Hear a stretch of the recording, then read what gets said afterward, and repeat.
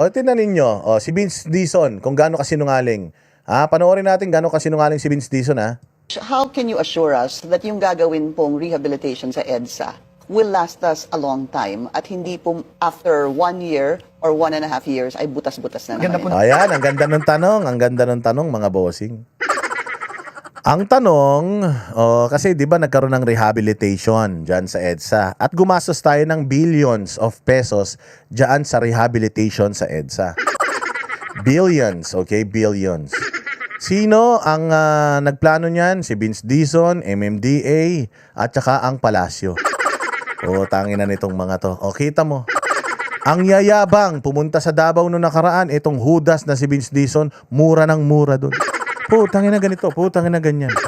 Ngayon, proyekto niya mismo, mga bossing. Ito yung sinasabi natin, na ang nilalagay sa gobyerno, mga bobo. Siyempre, si Vince Dizon, hindi man engineer, wala siyang idea, wala siyang knowledge, wala siyang background tungkol sa paggagawa ng mga struktura, construction, ganyan. Mayaman man yan, siya man ang nag-observe ng mga development dyan sa nung BCDA siya dyan sa Subic Bay.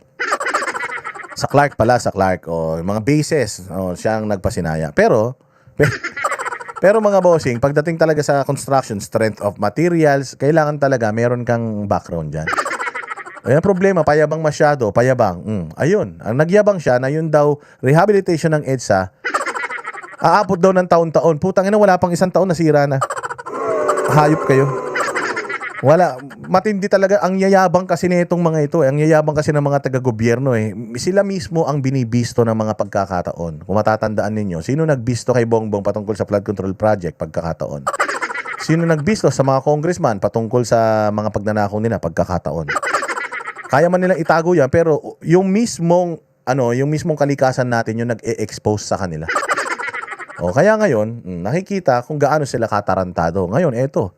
Sabi ni Vince Dizon, matibay itong ginawa namin, bilyon-bilyon ang budget nito, maganda na ang EDSA, ayan na, tutsa umulan. Wala pang isang taon yung kanyang rehabilitation. Warak-warak na naman, may bumagsak na dingding, butas-butas yung kalsada. Putya, sabi ko nga hindi dapat yung EDSA ang nire-rehabilitate natin. Ang nire-rehab, yung Palasyo. Yung presidente natin, sabi ni Aimee, batak daw yan, palumpalo. Baka dapat it's about time na i-rehab na yan. Tigil nyo na yung pagre-rehab sa EDSA, gumagastos kayo. I-rehab natin yung presidente, baka sakali paglabas ng rehab niyan, presidente pa rin siya, tumino na yan. Baka sakali maganda na gawin yan sa Pilipinas. Hindi man ako nagsabi niyan, sabi niyan yung kanyang kapatid. Walang hiya na yan, Vince Dizon, ang kapal ng mukha mo. Pasok. Tanong yan. Unang-una, ang ginagamit nating aspalto ngayon, at ito pagre-reblock natin, Namaos na to sa kasinungalingan Nakita nyo paos? Kaya paos yan, putyang ina, kasi sobrang sinungaling. Maganda daw yung aspaltong ginamit dyan sa EDSA. ang piling-pili. Piling-pili daw.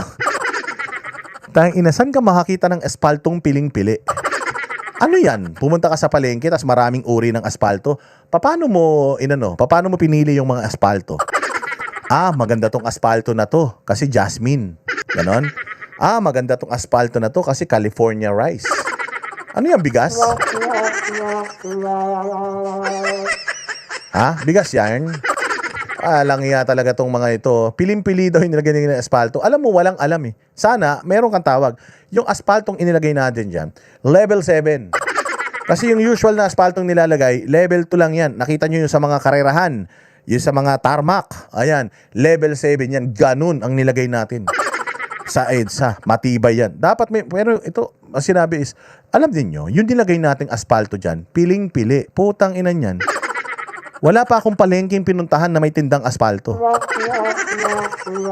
Pinaglololoko tayo nitong gago na to Pinaglololoko tayo nitong mga tarantado na to. Tangina, mga adik yata ito Genuine daw na asphalt siya. Ano yan? Parang drugs, ganun. May genuine, may class A, class B, ganun.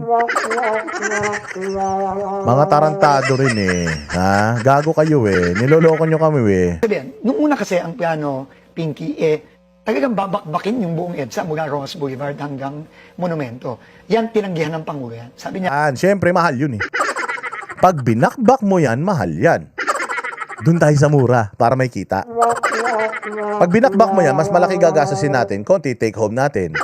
Pero pag yan, pinatungan mo, nilagyan mo ng palaman. Ayos yan. Pucha, malaki ang malaki budget na mayuwi natin diyan. Find a better way para hindi naman mahirapan ng mga kababayan natin. And Tayo na paus. Paus na to sa kakasinungaling ng hayop na ito eh. find better technologies. Find better technologies. Pag nagkwento sila ganyan, hindi ko nga alam kung mga addict tong mga to eh. Pag nagkwento sila ganyan, find other technologies, find better solutions. Puro sila mga power words, di ba? Nung Sona niya, ganyan din. Papalipad ng rocket. Kasi feeling talaga nila, maganda Pilipinas eh. So ngayon, supposedly, yung EDSA Rehab, sabi ko nga, ang EDSA Rehab, kahit na tapalan mo ng aspalto yan, ganun pa din, 4 lanes lang din yan. Dapat, ang i-improve mo dyan, maglagay ka pa ng panibagong second floor, ganun. Second floor ng EDSA, third floor, fourth floor. Kailangan talaga dito, i-utilize na natin yung langit. Gumawa na tayo ng maraming daanan sa ibabaw. Parang sa ibang bansa, di ba, marami silang mga skyway. Kasi nga, kung nakalapag lang din yan sa lupa, aapat lang yung linya na yan, kahit tapalan mo yan, apat lang din yung linya niyan. Paano luluwag ang traffic sa EDSA? Nung panahon ni Pangulong Duterte, ang ganda nung idea nila ni Mark Villar. Ang idea nila, sabi nila, kung mapapansin mo, nasan ang mga bottleneck? Ang mga bottleneck nandoon sa kalsada kung saan tumatawid dito sa Pasig River. Napaka-powerful ng Pasig River, mga bossing. Ilang syudad ang dinadaanan ng Pasig River? Lahat, Quezon City, Pasig, Taguig, Makati, Maynila, dinadaanan niya ng Pasig River. Para makatawid ka diyan sa Pasig River na yan, kailangan mong dumaan sa dito sa Guadalupe. Oh, para makatawid ka, dadaan ka sa Guadalupe. Ay siyempre, magta-traffic sa EDSA kasi lahat ng tatawid ng Pasig River, dadaan sa Guadalupe. Anong ginawa ni Pangulong Duterte at ni Mark Villar? Gumawa tayo ng mga iba pang kalsada malapit sa EDSA na tatawid ng Pasig River. Ginawa yung Makati-Mandaluyong Bridge. Ginawa yung BGC Pasig Bridge. Ang daming mga tulay na tumatawid na ngayon sa Pasig River. So hindi na lahat nagsisiksikan sa EDSA. Yung iba nandoon sa Makati-Mandaluyong, yung iba nandoon sa BGC papuntang Pasig. Hindi na lahat dumadaan ng EDSA. Yun yung dapat isip ng isang leader. Saan ka makakita ng leader na i-rehabilitate yung EDSA? Ano boss, babakbakin yung kalsada? Hindi. Patungan mo lang. Magwa-widening ba tayo? Kukuha ba tayo dito sa parting kaliwa tsaka sa parting kanan para madagdagan ng isang lane yung EDSA? Wala, di naman nagdagdag. Paano yung mga bus natin, boss? Para mabawasan yung kalsada sa EDSA, yung mga sasakyan sa EDSA, pwede ba tayo magdagdag ng carousel bus o kaya magdagdag ng bagon ng tren? Wala, hindi naman sila nag-improve ng mass transport natin. So, ano nga asahan ng mga tao? Di mga sasakyan pa din nila. Ang dami pa rin sasakyan sa EDSA. Traffic pa din sa EDSA. Kasi nga, hindi naman nadagdagan yung lanes ng EDSA. 4 lanes pa din yung EDSA. Pero kung yung rehabilitation na sinasabi mo or improvement, kaya ka mag-i-improve Lagyan mo ng second floor. Matagal matapos, pero sige, one way gawin natin. Yung ilalim, papunta rito, yung ibabaw, papunta ron.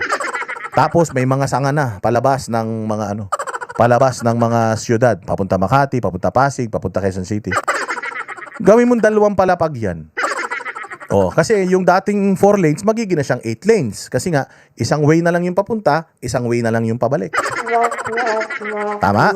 Di sana, maluwag yung EDSA. Kung ako lang, kaya lang, gago tong mga magnanakaw So ang ginawa nila, rehabilitation yung EDSA, tinanggal lang pala yung mga lubak. Ganun din, hindi rin may ibsan yung traffic dyan. Nagkapera pa sila. Sang ka pa. Sabi niya, technologies, malupit daw na technologies. Pucha, gagamitan nila to ng mga power words kasi magmumukha kayong mga tanga, akala nyo totoo. Pero sa totoo lang, wala. That other countries are using already. So, yan ang pinigit natin gawin, no? Magpasalamat muna tayo doon sa mga generous sa channel natin. Si Saint Lizzie, sarili niyan dapat niyang pagmumurahin. Sabi niya dito, syempre hindi gagawa ng extra lane or bagong kalsada kasi kokonti makukupit. Tama. Sabi ni LAX Traveler, shout out Boss Dada sa mga kuyang, William Rhodes, Harvey, #767. Mabuhay kayo mabuhay kayo yung mga kuyang natin dyan sa Amerika. Diretso. Yung ginagamit daw ng ibang bansa, yung nilagay niya. Putsang inagago, ikaw lang ang gumamit niyan. Yung ginagamit ng ibang bansa, alam nyo ba sa Japan, kapag gumawa sila doon ng kalsada, putsa, oras lang, tapos na. Dito, ang tagal-tagal mo nang nire-rehabilitate yung EDSA. Walang hiya kayo, di pa natatapos yan. Talagang yung mga engineers natin naganap ng bagong paraan. At ito Yabang, di ba? Yung mga engineers natin naghanap ng bagong paraan. Pilim-pili yung mga yung asfalto na ginamit natin dito, makabagong technology. Tapos, ito ang ginagamit nung sa ibang bansa. O, tayabang mo, Dizon. Tangina, wala kang kasi yabang. na yun, no? Yung bagong paraan, gumagamit tayo ng mas matibay na asfalto. Gamit tayo ng mas matibay na asfalto na ginagamit lang sa Pilipinas ngayon sa ating mga expressway, sa mga sa NLEX, SLEX, Matibay daw. Matibay matibay. Mas matibay pa sa mukha niya. Skyway, SCTEX, etc. At sa mga runway, sa mga airport. First time natin ginamit itong asphaltong ito sa ating mga Lupit runway sa airport.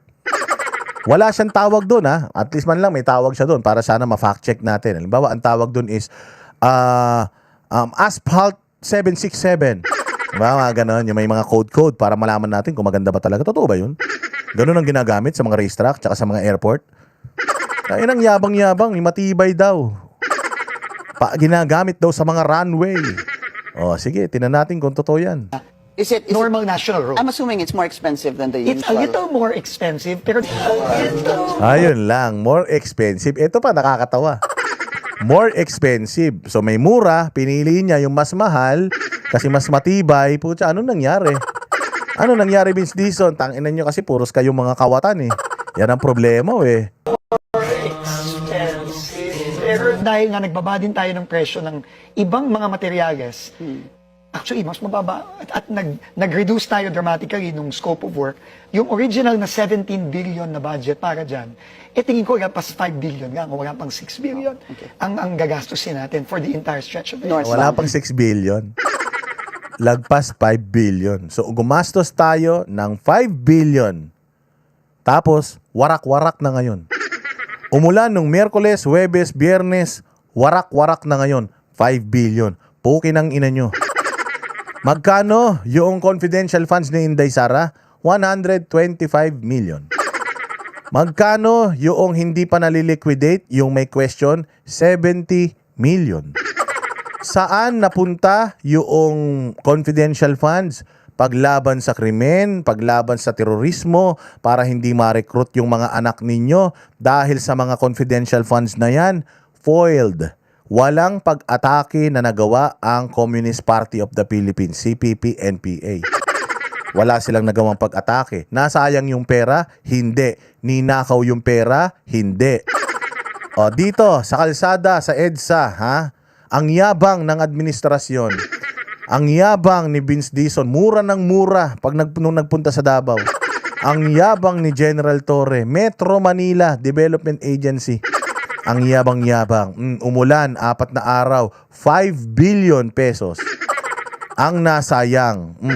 Napunta ba sa mabuti yung pera, 5 billion versus 70 million ng Office of the Vice President for confidential funds? Nasayang yung 5 billion. Ninakaw ba yung 5 billion? Hindi natin alam. Basta ang alam natin, palpak yung pinaggamitan ng putain pondo na yan. Tapos si Inday Sara ang ini-impeach. Ang daming tarantado sa gobyerno na hindi competent na gawin yung mga trabaho nila. Yan ang problema natin. And how long is that supposed to last? Ang sinasabi sa atin, minimum 5 years. Minimum 5 years? Wala pa 1 taon, nadurog na Putang ina, pagka sinungaling mo kasi Yan ang problema, Vince Dizon. Sinungaling ka, sinungaling si Bongbong, pucha, parehas kayo. Parehas kayo sinungaling, mga walang hiya kayo. Minimum 5 6 months later. Wala pang 6 months. 5 years, 6 months. Nasira agad. Putaragis ka, Vince Dizon. Walang hiya ka, bumalik ka na sa matris ng nanay mo. Salot ka. Parehas kayo ni Bongbong. Kaya pala, gustong-gusto ka ni Bongbong, parehas kayong loko-loko. Parehas kayo sinto-sinto. Tangina, lagi ka pang may kasamang mga vlogger. Kasama mo pa lagi yung mga vlogger ni BBM. Buisit kayo. Tangina, ganito lang pala yung mga pinaggagawa ninyo sa pera ng taong bayan tapos si Inday Sarang hinahabol natin. Mga satanas. Isang taon mula nang ayusin pero tad-tad agad ng lubak ang ilang bahagi ng EDSA. Ang mga bagong asfalto kasi nabakbak dahil sa ulan.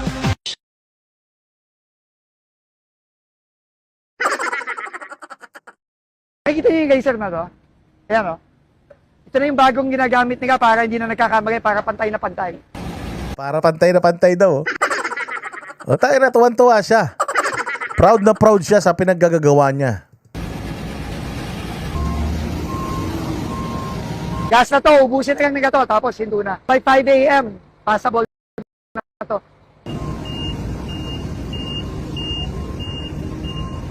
EDSA, ang lakad mo dito, sideways eh. Sidewalk talaga kasi sideways yung lakad. Tangin ang yabang, oh. Ay yabang mo, boss. Ay yabang, ah. O yan, oh, may mga vlogger na kasama si Ulol, oh. Oh. Dito lang tayo dati. So may git doble na to. So bike dito, pedestrian dito, no? Nakikita niyo yung geyser na to? Ayan o. Ito na yung bagong ginagamit nila para hindi na nagkakamali, para pantay na pantay.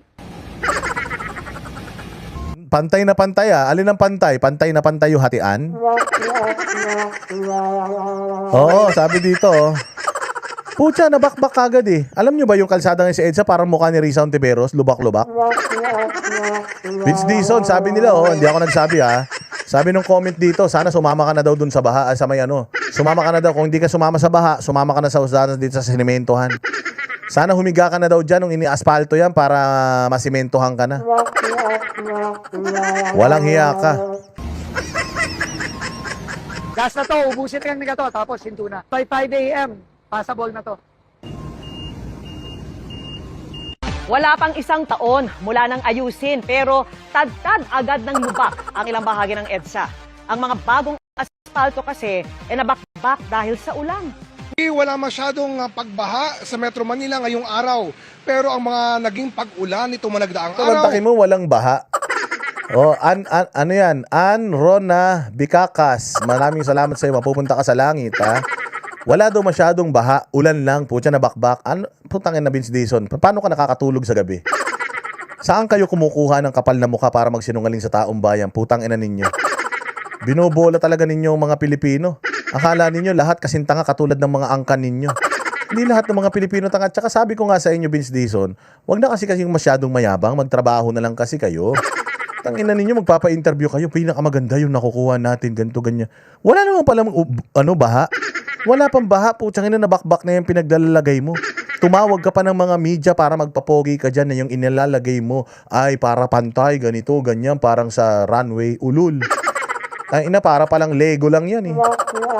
Parang Lego lang pala yan, mabilis masira pala yan, walang hiya kayo eh. Nag-iwan ng ilang bakbak na kalsada sa EDSA. Matapos humupa ang mga pag-ulan sa Metro Manila ngayong linggo, ito ang bumungad sa mga motoristang dumaraan sa EDSA. Tangina, yan na yung 5 billion nyo. Ayan na yung 5 billion nyo, mga bossing. Vince Dizon. Mura ka ng mura sa Davao. Hindi mo naman proyekto yung minumura mo. Pwede ka bang murahin namin dito, putang ina mo? Sa mga pinagagawa mo mga proyekto na ito na puro katarantaduhan? Ang ina, mas masahol pa sa substandard yan, boss. Yung ni-rehabilitate nyo na EDSA, mas matibay pa kaysa dun sa pag-rehabilitate nyo. Mantakin mo yung EDSA na yan, ang tagal na yan nandyan. Pucha, hindi yan nasisira ng ganyan. Simula nung hinawakan ninyo, imbis na umayos, lalong sumira. Puta, pinaglihi ka talaga kay Bongbong Marcos eh. Maayos yung Pilipinas nung iniwanan ni Pangulo, pag hawak niya, naging tae. Oh, yung EDSA ni-rehabilitate ninyo. Puchang inang yan, gumastos kay 5 billion. Pucha, 6 na taon pa lang. Ano yan? Popondohan nyo na naman sa susunod na ano yan? Na budget yan? Yan ang sinasabi natin, nakakarma kayo dahil sa sobrang sama ng mga ugali ninyo eh. Natadtad na naman ng lubak ang pangunahing lansangan ng Kamaynilaan. Sa bahagi ng EDSA Kalayaan southbound, kita ang malalalim na uka na puno pa ng tubig. Gayon din sa may busway sa may parting Estrella. Abala at posibleng peligroso sa mga motorista ang mga yan, lalo't mahigit 400,000 sasakyan ang dumaraan sa EDSA kada araw. Inabutan namin kanina ang mga... Saan ka makakita? May LPG. Nakita niyo yun, yung nasa screen? Pucha, LPG. Ano yan? Nagluluto kayo dyan? O, tinan natin, tinan nyo maigi. Libong sasakyan ang dumaraan sa EDSA kada araw. Inabutan O, ayan. May LPG. High-tech yarn. Tangina, ano yung gas stove? Tingnan nyo yung nasa screen, may gasol. Putang ina ninyo, paano nyo sasabihin na high-tech yan? Putya, minamano-mano yung gasol. Ano yung magluluto kayong pakbet, paksiw, ganon? Sinigang? Putang ina nyo, gusto nyo racket? Ha? Gusto nyo magkaroon tayo ng racket? Tangina yung ginagamit nyo yung gasol sa kusina, yun yung ginagamit nyo sa EDSA. Kaya naman pala, wala nangyari dyan sa EDSA eh. Putya, ginisan nyo lang yung mga ano dyan eh. Parang ginisan nyo lang yung mga espalto tapos nilagay nyo na dyan sa EDSA, mga walang hiya kayo eh. Labas mo yung kawali. Ilabas mo yung kawali, bilis. Igigisa na natin tong EDSA. Ilang kilo, boss? 2 kilo. Sakto rito sa may butas na to. Tangina. Ilabas mo yung sibuyas, bawang. Ayan, tangina. Isapal mo na yung espalto habang mainit pa. Pag lumamig yan, putya, malambot yan. Yan ang problema natin. Tangina yan, gasol. Mas magaling pa yung gumawa nung gumawa nung bahay ng nanay ko sa Bulacan eh. Yung gumawa nung nanay ko sa Bulacan, putya, yung butas ng bubong kasya isang buong tao eh. Vince Dizon, ano ba kasi niluluto nyo dyan sa EDSA? Klaruhin lang natin, liwanagin lang natin. Ano ba niluluto nyo kasi sa EDSA? Bakit meron kayong gasol dyan? namin kanina ang mga taga Department of Public Works and Highways na isa-isang tinatapalan ang mga lubak. Ano tangina nung mga gamit nila? Gamit pa ni Magellan yun eh. Ang tatanda na nung mga gamit nila. Tangina, saan ka makakita ang pinapatag nila simento? Gago talaga eh. Tangina, mga walang utak talaga eh. Eh syempre may butas, tatapalan mo lang ng espalto. Tanginan yan, syempre pagka umulan yan, hihigupin ng espalto yun, mababakbak yan. Anak ng tinapay. Kaya di nadaanan ng mga bus ang bahaging ito. Ayan o, putsang ina yung gasol. Yan yung nagpalubak dyan yung gasol na yan eh.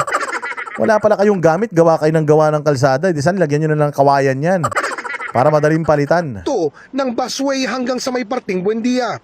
Sinubukan namin silang kausapin pero di raw sila otorisadong Tangina, binubutane. Ano yan, aso?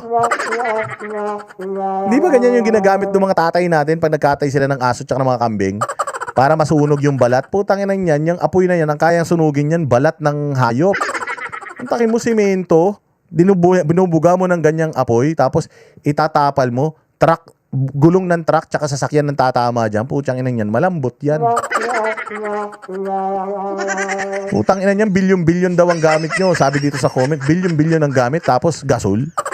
Bilyon-bilyon ang pera, tapos ang gamit, bulok-bulok. Ano ba yan?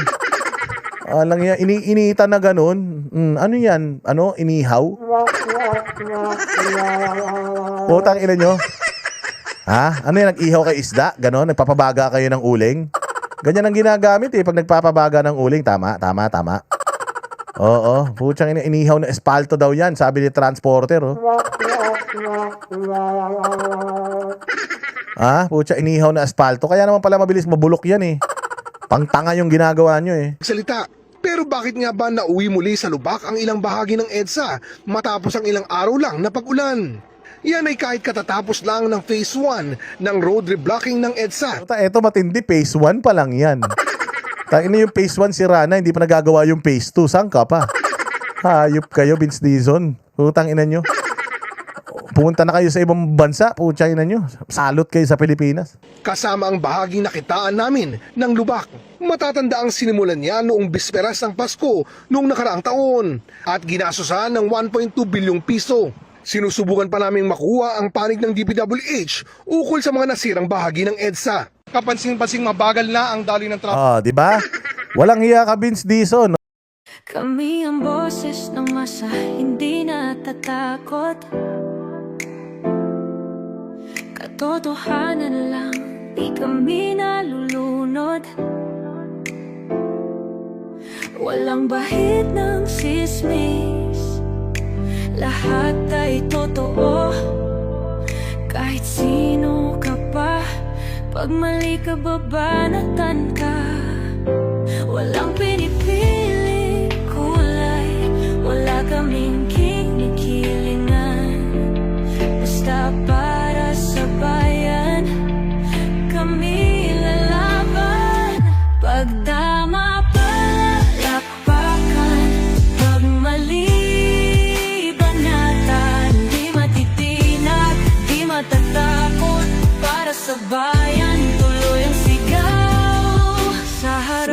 ng kamera, walang halong takot. Mga baluktot, lahat kayo'y tutumba. Ang hustisya at totoo, yun lang ang mahalaga. Kahit sinong harang, di kami matitinag. Walang pinipiling kulay, wala kaming kinikilingan. Basta para sa bayan, kami lalaban.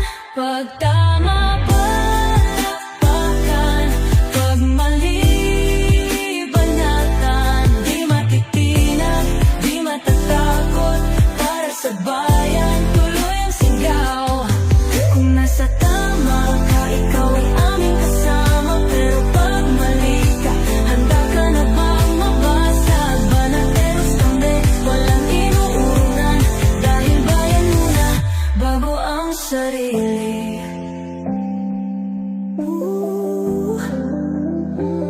Bago ang sarili.